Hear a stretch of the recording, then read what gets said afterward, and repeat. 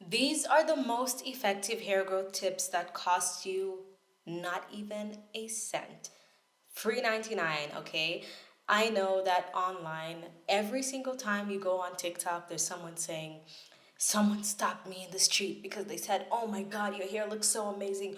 What did you use?" And I showed them that this is the magic product. It makes my hair feel like whatever. Listen, sometimes not everything works for everyone. Also, you may have everything you need. You don't need anything new. So in this video, I'm giving you tips that you can implement today. You don't have to go anywhere. You don't have to buy anything to improve your hair. If you don't know me, my name is Angelica. I post videos twice a week, every single week, and a couple shorts here in between. And on Sundays, I post something a little different sometimes. So if that seems interesting, consider subscribing. The subscription button is right down there, as well as the bell icon. Make sure you hit the bell so you get notifications every single time I post. And if you're wondering who that is in the back right there, that is my little dog, Chanelli. She's taking a nap. She's very annoyed because I'm filming instead of playing with her. Let's get to the first tip that can transform your hair. And I did start with one of the most transformative ones that is free, but it's not easy. This is reducing your stress levels. One of the leading causes of hair loss, hair thinning, and just overall unhealthy looking hair is stress. Now, almost everyone experiences stress, but some people have higher levels of stress than others. And for some people, I know that it is way more avoidable than other people. For example, if you're working in a hospital that's like 24/7 and you have a lot of patients, it is very difficult to reduce your stress levels. However, there are still things you can do to reduce your stress. So here are some of the things you can start by doing. Just getting more movement. The reason why more movement will help you reduce stress, aside from just making you healthier, is that walking and doing whatever movements, working out, actually literally reduce stress and make you feel good. So you can take it up. The movement can be anything. It can be yoga, it can be Pilates, it can be walking. And the walking doesn't mean that you have to say, "I'm going to go for a 30-minute walk or 40-minute walk every single day." Let's say you work in an office. I used to work in an office before. So what you do is you can set a timer on your phone or assign specific tasks that you must do while moving. So let's say you want to speak to one of your coworkers, maybe you want to ask them something or you just want to talk to them.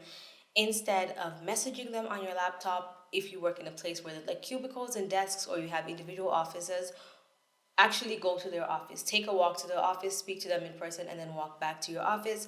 If you have, let's say, a bathroom, if you have multiple bathrooms and you need to go to the toilet, walk to the one that's the furthest from you, even if it's just a little bit further. Walk to the one that's furthest from you. If you're on a call and you have to speak to someone, even if it's just for 5 minutes or 10 minutes, stand up and walk around while you're on that call. If there's an option to take the stairs, always take the stairs, or even just a really nice cup of tea and a hot bath. Whatever you can do to de stress. The next free thing you can do to help grow your hair and have the healthiest hair of your life is to learn how to comb your hair. If I didn't show my hair at the beginning, I will show it now. This is not all my hair, this is a wig. So, you have to learn how to comb your hair. It doesn't matter if you have curly hair, straight hair, whatever. If you're dealing with breakage or you're failing to make your hair as healthy as you want it or grow as long as possible, combing your hair in the wrong way probably will not work. I even comb my wigs exactly the way I comb my hair, and that's why my wigs last so long. I've had this wig for literally years now, and it's still in pretty great condition in my opinion. So, how most people comb their hair is, let's say you're using a brush, you're looking at it and you're like, looks pretty detangled, and you do this. As you can see, it's combing through, but there are a couple snags. So every single time you comb your hair, whether you're using a comb or a brush or you have straight hair or curly hair, always start combing from the ends of your hair because this is where the most tangles are and where the hair starts to get knotted. And it seems silly when it seems easy to brush through, especially if your hair is straight, but it makes a massive difference. So start from the bottom and then just work your way up. Also, try not brushing huge sections at once. So you start from the bottom and then you work your way up. And as you work your way up, there will be way less tangles, way less breakage, way less shedding, and way less unnecessary hair. Just look how nice and smooth that already looks, okay? It makes the hair look better, it makes it look shinier, it reduces frizz, breakage, split ends because you're actually combing your hair through and not unnecessarily breaking and tangling it. The next thing you can do is to do with product application, and this is specifically shampoo because I see a lot of people going wrong with shampoo. Shampoo is specifically meant for your scalp. It is not meant for your hair.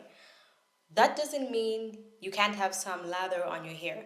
What you want to do is every time you wash your hair, you are applying the shampoo directly on your scalp, as close to the scalp as possible. Then you are lathering that, and then with that lather, that's what you can use to bring down to the rest of your hair. Your scalp is the one that makes your hair look dirty, feel dirty, and if you have excess oil on your scalp, it will run down towards the rest of your hair. But once it's on the rest of your hair, it's very easy to just slip out and wash out when you're using a shampoo if you use it properly. So lather it on your scalp, bring the lather down to the rest of your hair, and then that can rinse out the rest of your hair. There is no need to apply shampoo directly on your hair.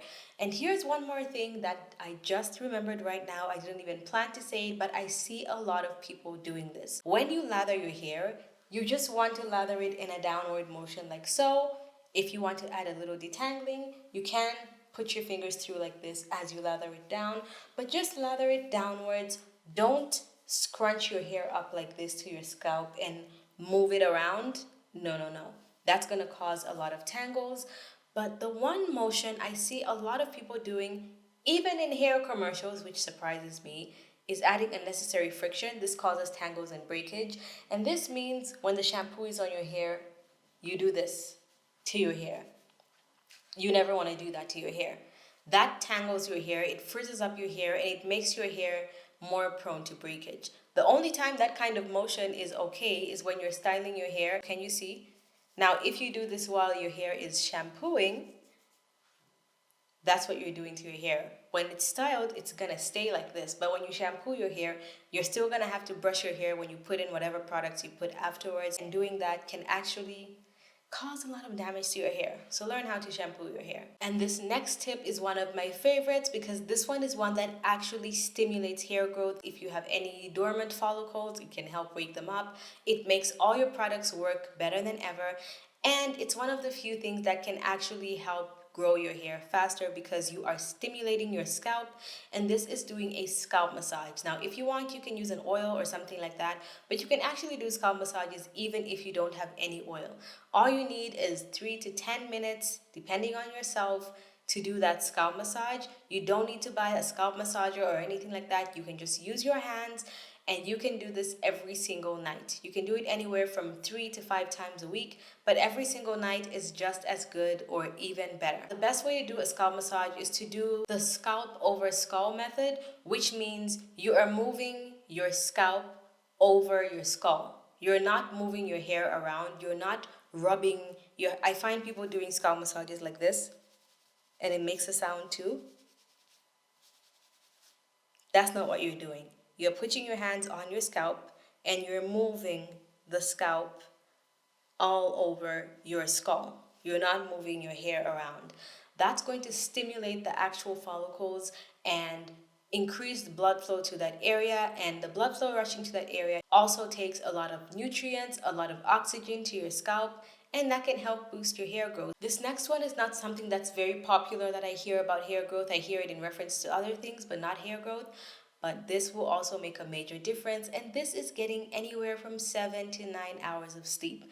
Now, I know this can be extremely difficult. It's very difficult even for me, even though I work from home, I go to the gym, I set my own schedule, but it's still difficult for me to get 8 to 9 hours of sleep. A solid like 7 to 8 hours of sleep to 9 hours of sleep is a game changer. This is because it helps you de-stress, like we were talking about at the beginning. It helps revitalize everything. You know, when you're sleeping, that's when your body is sort of like taking care of things that it wouldn't take care of when you're awake, because it's got other things to focus on. Right now, I'm talking, my hands are moving, everything is going on. So my body has to take care of everything that I'm doing. But when I'm asleep, everything is kind of still and it can just focus on repairing whatever it needs to repair. Also, when we are asleep, when you get a good amount of sleep, you produce a good enough amount of melatonin, which helps you sleep deeper. It helps you relax more, it helps you distress, it helps with muscle repair, but it also helps with hair growth. That's why recently some hair growth vitamins and gummies actually contain melatonin in them because it is essential for hair growth. I don't currently take any supplements that have melatonin because I prefer to get it directly from good sleep. Now, this next tip is specifically for people with curly hair because if you have straight hair, then this won't be an issue for you. But this is drying your hair in a stretched state. And this is something I'm planning to do for the entirety of this year. And it's something I've been doing throughout my hair growth journey. So, if you dry your hair in its natural state and it shrinks to its natural state, obviously there's nothing wrong with that. It's not about it looking bad or whatever. It is about the fact that your hair is more prone to tangle and coil in a way that causes a lot of single strand knots and split ends. You can still wear your hair in whatever curly state you want to wear it in, but if it dries in that state, not a wash and go, by the way. If your hair is in a wash and go, it's already kind of stretched by the products that you're doing. But for me, I like a full stretch, meaning I would dry my hair in a twist, in a braid, or I will blow dry it out. Now, for blow dries, I probably will only do this like minimum, not minimum, maximum once a month. If I want to corner my hair or something like that and I want to do it in a stretch state, there's a higher chance of me preventing breakage and tangles while I'm braiding. But other than that, my hair will always dry in twists and braids. I personally don't even do wash and goes because I just don't like how they look on me and I don't think my hair likes it. It makes my hair more prone to breakage and tangles. But just try that. Try and just dry your hair in a way that it won't shrink like to the max closest to your scalp, and it will make a massive difference. If you want more free hair growth tips from me, let me know in the comment section below. Hit my face right there to subscribe if you didn't in the beginning. Watch this video right here to learn how to do a scalp massage the correct way. Thank you so much for watching, and I'll see you guys in my next one. Bye.